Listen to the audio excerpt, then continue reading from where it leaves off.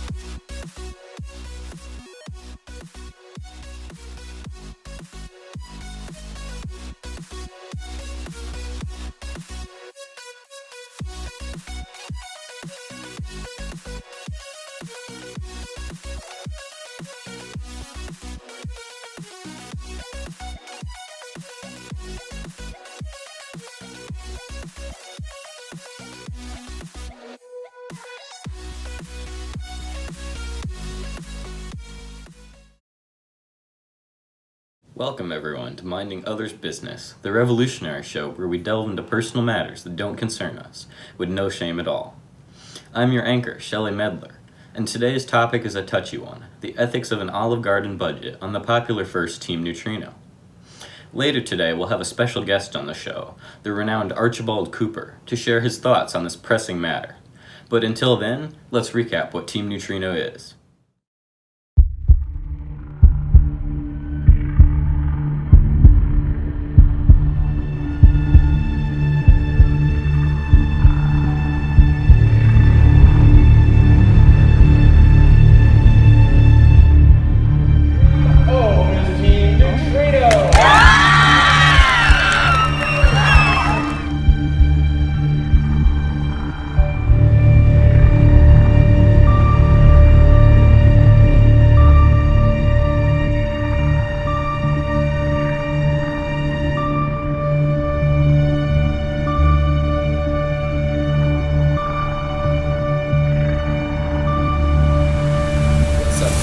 Back after that seriously scintillating summary, and I'd like to introduce our guest speaker. Everyone welcome my friend, colleague, Archibald Cooper.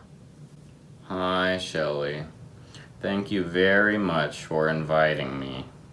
I have some strong opinions on the issue of an Olive Garden budget, so I'll jump right in. First of all, I'd like to say that it seems extremely unprofessional for Newtrino to set aside money for any restaurants at all, especially one as low in quality as Olive Garden. But Archibald, what do you mean it's unprofessional to budget for food? Exactly that, Shelley. Mature first teams can find complete sustenance in the spirit of gracious professionalism. I think you're confused. Are you advocating no budgeting for food because teams don't eat? Yes. I have here a graph that shows how Neutrino's projected professionalism would decrease through restaurant budgeting. Whoa, Archibald, are you sure that's not a backwards graph of COVID-19? Listen, even if you do think that restaurant budgeting is unprofessional, what do you have against Olive Garden personally? Well, Newtrino is known for their strict identity standards. Supporting Olive Garden could interfere with that. But see, I brought my own visual aid, the Olive Garden color scheme.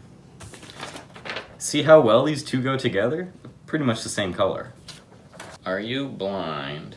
Those two don't match at all, and it doesn't solve the problem of restaurant budgeting in general. Archibald, I think you're blind to the benefits here. The magnificent ambiance and delicious food should alone convince you that this is a good idea. And with enough consistency, Olive Garden can become part of Neutrino's identity standards. Doubtful, but maybe. Archibald, you're an advocate of planning ahead. Team Neutrino choosing to set aside money for food, especially at such a fine establishment, is proof of their maturity and forethought.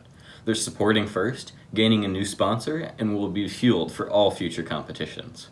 Come on, let's come get some pasta to cheer your grumpy self up.